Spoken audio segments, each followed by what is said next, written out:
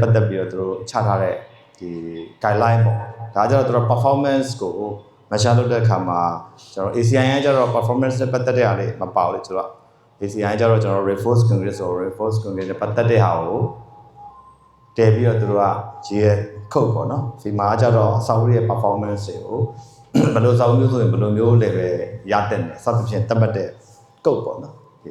ဒါလေးလည်းကျွန်တော်တို့စာပြီးတော့ဒီစာအုပ်လေးလည်းကျွန်တော်တို့ဟို share လိုက်မယ်ပေါ့နော်အဲကျွန်တော်တို့ထိုးတဲ့ဒါကတော့ကျွန်တော်တို့ reference ယူထားတဲ့ဟာလေးပေါ့နော်ပြီးကျွန်တော်တို့ငလင်လုပ်ခဲ့တဲ့ data လေးတွေဒီမှာတပုံလေးပြမယ်တချို့အလေးလည်းကျွန်တော်တို့ဟို privacy ကဟိုအဆင်ပြေအောင်ကာဗာထားရလေးလည်းရှိမယ်ချို့ဆောက်လေးကတော့ကျွန်တော်တို့ totally collect ဖြစ်တဲ့ဟာလေးရောဒီထဲမှာတပုံနဲ့ကျင်းတော့ပါမှာပေါ့နော်တချို့လေးတော့ကျွန်တော်တို့က computer တော့ကျွန်တော်ယူထားဖို့ခက်ခဲရှိတဲ့ဟာလေးလည်းပါမှာပေါ့နော်ပြီးကျွန်တော်တို့ကွန်ဂျိုးရဲ့သွားတဲ့ဟာလေးတွေကျွန်တော်တို့ပြောပါအဲ့မှာကျွန်တော်တို့ဒီ seminar မှာအကြမ်းများပြတော့ကျွန်တော်တို့ကငလင်လုပ်ပြီဆိုရင်ကျွန်တော်တို့ပုံမှန်ဆိုကျွန်တော်တို့ကငလင်ဆိုရင် structural element တွေကိုပဲအာရုံစိုက်တာပေါ့နော်မှန်တကယ်တော့ကျွန်တော်တို့ non structural element တွေပေါ့အဲ့ဒါတွေကိုလည်းကျွန်တော်တို့view site တဲ့နယ်ဆိုတာကဒီငလင်မှာတချို့စာအုပ်လေးကိုကျွန်တော်လေ့လာကြရရင်တွေ့ရမှာဖြစ်ပါတယ်အဲ့တော့ဒါလေးလည်းကျွန်တော်တို့နောက်ကျရင်တော့ guideline ထွက်လာနိုင်တော့ပိုကောင်းတာပေါ့နော်ဒီကြပါကျွန်တော်တို့ကတော့ကျွန်တော်တို့နိုင်တဲ့အားလေးတွေနဲ့တော့ပြုစုပြီးတော့ထုတ်ဖို့တော့စီစဉ်ထားရရှိပါတယ်ကျို့အကြံဉာဏ်ပေးရရှိရဆိုလို့ရှိရင်လည်းဒီမှာကျွန်တော်တို့ကိုအကြံဉာဏ်ပေးဖို့ဖိတ်ခေါ်ပါတယ်နောက်တစ်ခုကတော့ကျွန်တော်တို့ဒီ structural elements ပေါ့ portion by portion ပေါ့လူတွေကျွန်တော်တို့ဒီမှာတော့ကျွန်တော်ကဟိုအဖြစ်များတာလဲ RC structure တွေများတယ်အစာအုပ်တွေကလည်းကျွန်တော်တို့ကစောင့်ရင် RC ကိုစောင့်ကြတာများတဲ့အတွက်ကျွန်တော်တို့ကဒီမှာတော့ structure RC နဲ့ပတ်သက်တဲ့ဟာကိုပဲအဓိကထားပြီးတော့ပြောသွားပါတော့ပြီးရင်တချို့စာအုပ်တွေကတော့ collect ဖြစ်တဲ့တွေဖြစ်သွားတယ်နော်ဟိုပြိုသွားတဲ့ဟာပြိုသွားရဆိုလို့ရှိရင်လည်းကျွန်တော်တို့ဘာကြောင့်ပြိုလဲဆိုတာကိုကျွန်တော်တို့ရှိရတွေ့ကြုံနဲ့လေ့လာသုံးသပ်ပြီးတော့ဒါမျိုးတွေမဖြစ်အောင်ကျွန်တော်တို့လုပ်ကြအောင်လေနော်ပြီးနောက်တစ်ခုကတော့ခုနက Banjul University ရဲ့ဒီတချို့ dumping technology ပေါ့ dumping ဆိုတော့ကျွန်တော်တို့ကဒီငလင်အရှင်ကို short ချတဲ့ပစ္စည်းတွေဖြစ်တယ်လို့ဘယ်လိုဟာလေးဆိုရင် short အောင်လုပ်လို့ရမယ်ဆိုတာလေးကိုသူတို့ research လုပ်ထားတာလေးကိုလည်းဒီမှာကျွန်တော်တို့အနေချင်းပြပြသွားမှာဖြစ်ပါတယ်အဲ့တော့ဘာလို့ကျွန်တော်တို့ non structural ပေါ့ non structural ဆိုတော့ကျွန်တော်အုပ်ရိုးတွေပစ္စည်းတွေပါမယ်ပေါ့နော်ဟိုပါမယ်အဲ့တော့ပေါ်လုံးပုံစံကျွန်တော်တို့ကတချို့ signal လေးတွေထည့်တာကမတည်ရတဲ့အတွက်တုတ်ထွက်သွားတာပါမယ်တချို့ပုံရိုးဆိုရင်ကျွန်တော်လဲထွက်သွားတယ်အဲ့တော့ပြီးရင်ဒီတတိယပေါ်အားဆိုလည်းဘေးကိုရိုင်ပြီးတော့ချက်လိုက်ပြုတ်ကြသွားတယ်နော်ဒါရဟိုတွဲတဲ့အားလေးတွေကိုတွဲဖို့လိုတယ်ပေါ့ပြီးရင်ကျွန်တော်ဘက်က cladding ဟိုကတော့ကျွန်တော်ရဲ့ဟို hall ပေါ့နော် MCC ပေါ့အဲ့မှာဆိုလည်းကျွန်တော် cladding တွေပေါ့ structure ကြီးကတော့ကောင်းတယ်ပေါ့ဒါပေမဲ့သူက C structure ရဲ့ဖြစ်တယ်ကျွန်တော်က RC နဲ့ switch မှာက C structure ရဲ့အားနဲ့ချက်ကဘာလဲဆိုတော့ကျွန်တော်ငလင်လုပ်ရင်သူက movement အများများတယ်ဟောကျွန်တော်ပုံမှန်၄တိုင်းတော့မှလုပ်တယ်လေအဲ့တော့ C structure ဆိုရင်သူ့ရဲ့ဒီကျွန်တော်တို့ technical drip ပေါ့နော်အဲ့ drip ratio တွေကများတတ်တယ်ညတော့လှုပ်များတာလှုပ်တာများတယ်လှုပ်တာများလို့ရှိရင်ကျွန်တော်တို့ကလှုပ်တာများတာကိုခံနိုင်အောင်ကျွန်တော်တို့ရဲ့ cladding တွေမှာ detail တွေကိုတေချာ view site ဖို့လိုတာပေါ့နော်ဒါလေးလိုပဲဒါဆိုရင်ကျတော့ကျွန်တော် unit jet C structure မှာကျွန်တော် hand လုပ်ထားတယ်အဲ့တော့ငလင်လုပ်တဲ့ချိန်မှာခါတယ်ပေါ့ခါတဲ့အခါကျတော့ကျွန်တော်တို့ဒီ unit jet မှာ unit jet ဆိုရင်ဘယ်လိုတွဲမလဲပေါ့နော်ဒီတို့ဟိုFEMA တို့ဘာမှမတော့ guideline တွေရှိရပါတော့အဲ့ဒါလေးလည်းကျွန်တော်တို့အနေချင်းပြောသွားမယ်အဓိကကျွန်တော်ကုတ်တွေကိုနံပါတ်တွေနဲ့ဘယ်ဟာကိုသွားကြည့်လို့ရမယ်ဆိုတာကျွန်တော်ကသိသွားတယ်ဆိုရင်ဘယ်လို case ဆိုရင်ဘယ်မှာသွားကြည့်မယ်ဆိုတာမျိုးလောက်တော့ကျွန်တော်တို့ဟိုပါပေါ့ hint ရပါဘူးเนาะအဲ့ဒါအဲ့မှာကျွန်တော်အသေးသေး study ပေါ့ဒီမှာတော့ကျွန်တော်တို့ကကျွန်တော်ဖြစ်တဲ့ case နဲ့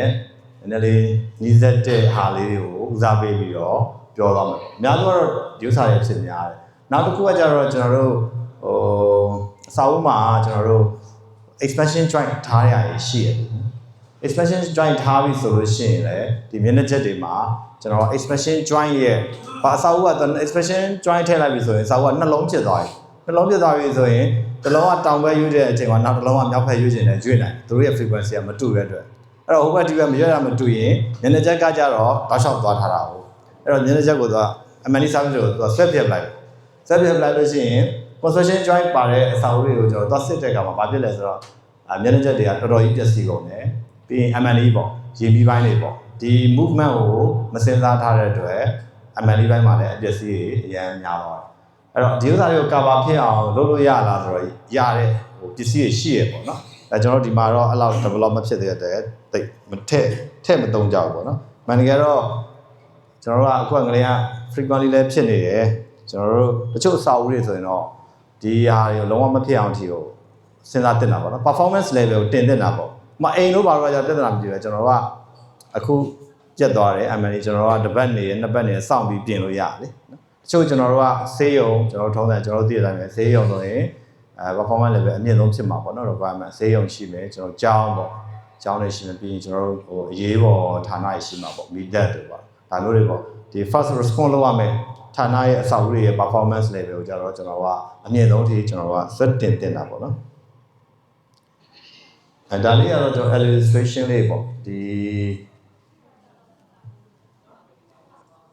ီဟိုဘက်မှာဆိုလို့ရှိရင်ဒါ 3D ပုံလေးနဲ့ပြထားတယ်အဲ့ဘက်မှာကျွန်တော်တို့ဟိုငလင်လုံးတဲ့အချိန်မှာ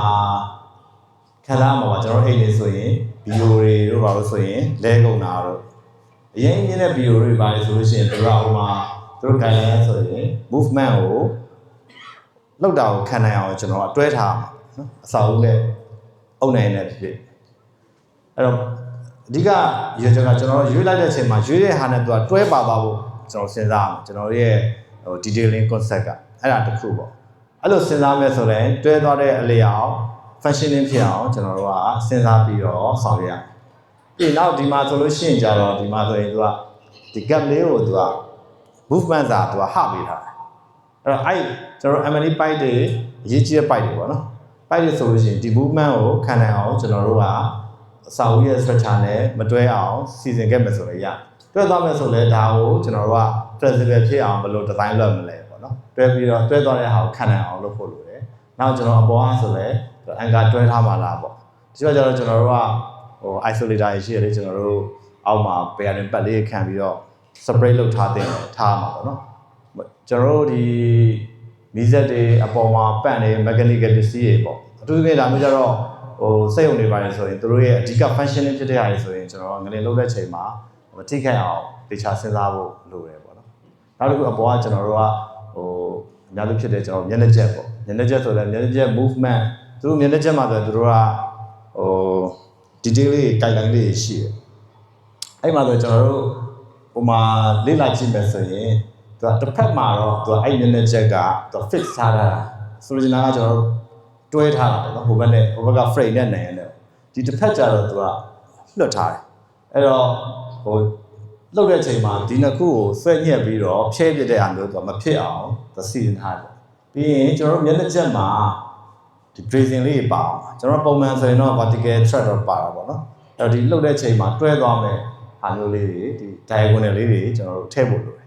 ်အဲ့ဒါဆိုလို့ရှိရင်တော့ကျွန်တော်ရဲ့ဒီမျက်နှာကျက်ရဲ့ movement ကအလိုက်တင်ဖြစ်ပြီးတော့အပေါ်သူကအဓိက select နဲ့တစ်ခါတွဲသွားတယ်ဆိုရင်သူ့ရဲ့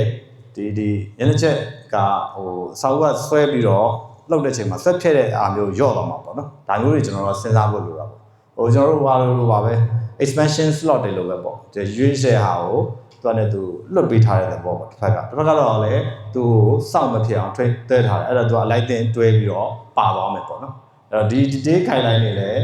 းကျွန်တော်တို့ဟိုသူ FEMA တွေကပေါ့နော်အဲ့တော့ FEMA guideline ထဲမှာကျွန်တော်တို့ကြည့်မယ်ဆိုရင်ဒီ guideline တွေအသေးသေးရှိပါတယ်နောက်တစ်ခုကကျွန်တော်တို့ဟိုမှန်နေပေါ့နော်ချို့အစာအုပ်တွေဆိုရင်မှန်တွေကကွဲတယ်ချို့အစာအုပ်တွေကျတော့မှန်နေမကွဲဘူးပေါ့ငလင်နောက်တဲ့ချိန်မှာအဲ့တော့ကျွန်တော်ကမကွဲတာကဥမာကျွန်တော်တို့ sliding ပေါ့ brain board တွေက sliding တွေဖြစ်တယ်ပြီးရင် swing တကယ်ရွက်တွေဖြစ်တယ်ဆိုတော့ကွဲတဲ့ဟာကနည်းကျွန်တော်တို့ဒီ fix ပေါ့မှန်သေးပေါ့မှန်သေးအချက်ကြီးတက်ထားတဲ့ဟာမျိုးဆိုရင်ကွဲသွားတဲ့ဟာများတယ်အဲ့လိုပဲကျွန်တော်ဒီ fan block တုံးတွေဆိုလဲသူကအကွဲများတယ်ကျွန်တော်တို့စာအုပ်တွေလုပ်တဲ့ချိန်မှန် detail လေးမှာဆိုသူကအပေါ်မှာကသူကလွတ်ထားတယ်အပေါ် movement နဲ့ အောက်က movement နဲ့ကြားမှာဟနေဘူး ဟာပြီ